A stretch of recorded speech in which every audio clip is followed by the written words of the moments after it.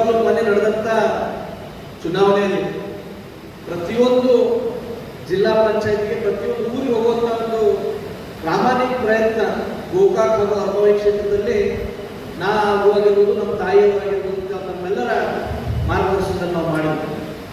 ಇಡೀ ಲೋಕಸಭಾ ಕ್ಷೇತ್ರ ತಿರುಗುವಂತ ಸಮಯದಾಗ ನಮ್ಗೆಲ್ಲರಿಗೂ ಒಂದು ಆಶಾ ಕಿರಣ ಕಾಣಿಸೋದಿತ್ತು.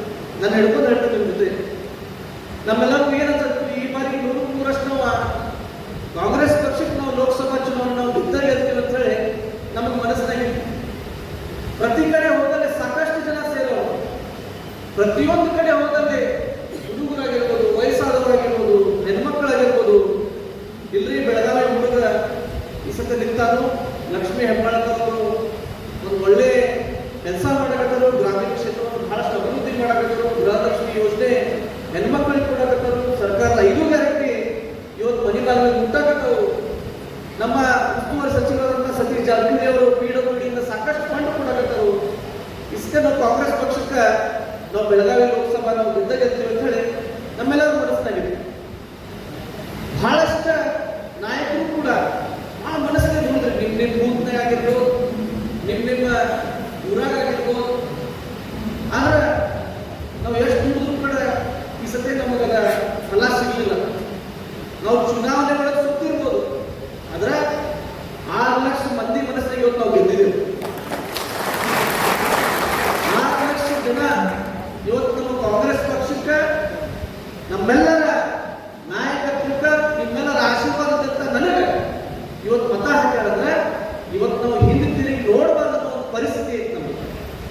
ನಮ್ಮಲ್ಲಿ ಏನ್ ತಪ್ಪಾಗೈತೆ ಅದನ್ನು ಇವತ್ತು ಮನಸ್ಸಿನಾಗ ಯೋಚನೆ ಮಾಡಬೇಕಾಗೈತಿ. ಅದ್ರ ಬರುವಂತ ನಾಳೆ ಬಗ್ಗೆ ನಾವು ಇವತ್ತಿಂದ ಕೆಲಸ ಮಾಡಬೇಕಾಗೈತಿ. ಇನ್ನು ಬರ್ಬೇಕಾದಂತ 5 ವರ್ಷ ಆಗಿರ್ಬೋದು, ಮುಂದೆ ಬರ್ಬೇಕಾದಂತ TP ಝಡಪಿ ಆಗಿರ್ಬೋದು, MLA ಎಲೆಕ್ಷನ್ ಆಗಿರ್ಬೋದು, ಅದ್ರ ನಂತರ ಮತ್ತೆ MP ಎಲೆಕ್ಷನ್ ಆಗಿರ್ಬೋದು. ಬರೋಬ್ಬರಿ 5 ವರ್ಷದಾಗ 3 ಎಲೆಕ್ಷನ್ ಆಗ್ತಾವ.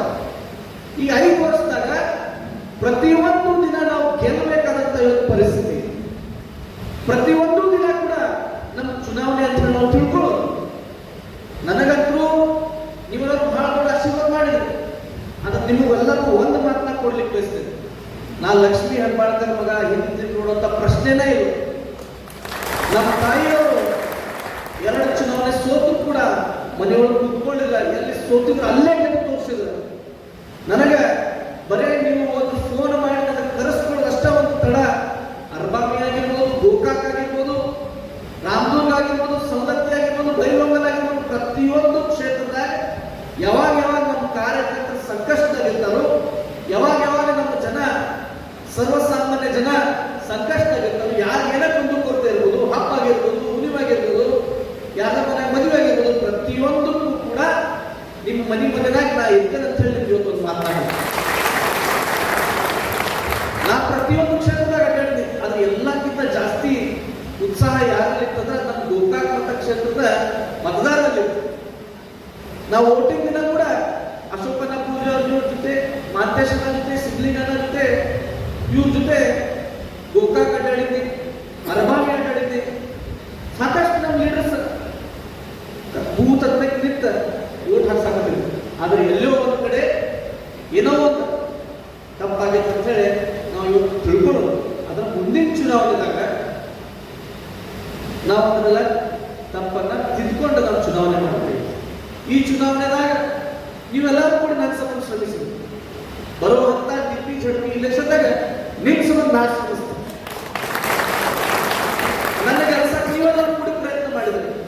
ಬರಬೇಕಾದಂತ ಚುನಾವಣೆ ಒಳಗೆ ನಿಮ್ಮೆಲ್ಲರೂ ಕೆಲಸಕ್ಕೆ ನಾ ಪ್ರಾಮಾಣಿಕ ಪ್ರಯತ್ನ ಮಾಡ್ತೀನಿ ಅಂತ ಹೇಳಿ ಈ ವೇದಿಕೆ ಮುಖಾಂತರ ನಿಮ್ಮೆಲ್ಲರಿಗೂ ನಾವು ಮಾತನಾಡಿಕೊಂಡಿದ್ದೀವಿ. ಅದೇ ರೀತಿ ನಿಮ್ಮೆಲ್ಲರೂ ಕೂಡ ಮನಸ್ಸಿಂದ ಧನ್ಯವಾದ ಹೇಳ್ತೀನಿ. ಯಾಕಂದ್ರೆ ಬಹಳಷ್ಟು ಜನ ಬರಬೇಕಾದ್ರೆ ಬಹಳ ಪ್ರೀತಿಯಿಂದ ನನಗೆ ಬರಮಾಡ್ಕೊಂಡ್ರಿ. ಸೋತ ಮೇಲೆ ಯಾರಾದ್ರೂ ಬೇಜಾರಾಗೋದು ಸ್ವಲ್ಪ ಸಹಜ. ಆದ್ರೆ ಬೇಜಾರಾಗಿ ನಿಮ್ಮನ್ನ ಬರುವಂತ ಪ್ರಸಂಗ ಇಲ್ಲ. ಬರುವಂತ ನಿರ್ಮಾಣದಾಗ ಕಾಂಗ್ರೆಸ್ ಪಕ್ಷದ ಸಂಘಟನೆಯನ್ನ ಗೋಕಾಕ್ ಆಗಿರ್ಬೋದು, ಅರಬಾವಿ ಆಗಿರ್ಬೋದು, ಈ 2 ಮತಕ್ಷೇತ್ರದಲ್ಲಿ ಬಲಿಷ್ಠಗೊಳಿಸಿ ಪ್ರತಿಯೊಂದು ಚುನಾವಣೆಯಲ್ಲಿ ಕಾಂಗ್ರೆಸ್ ಪಕ್ಷವನ್ನು ಪ್ರಾಮಾಣಿಕವಾಗಿ ಗೆಲ್ಲಿಸೋಣ ಅಂತ ಹೇಳಿ ಇವತ್ತು ಮನಸ್ಸಿಂದ ನಿಮ್ಮೆಲ್ಲರಿಗೂ ಕೂಡ ನಿಮ್ಮ ಕಾಲು ಮುಗಿದ ನಿಮ್ಮ ಕೈ ಮುಗಿದ ನಿಮ್ಗೆ ಧನ್ಯವಾದ ಹೇಳಿ ನಿಮ್ಮ ಜೊತೆ ಯಾವತ್ತಿದ್ರೂ ಕೂಡ ನನ್ನ ಕರೆದಾಗ ನಾನು ಈ ಜೊತೆ ಬರ್ತೇನೆ ಅಂತ ಹೇಳಿ. ನಾರ್ತ್ ಫಸ್ಟ್ ಉತ್ತರ ಕರ್ನಾಟಕದ ಆವಾಜ್.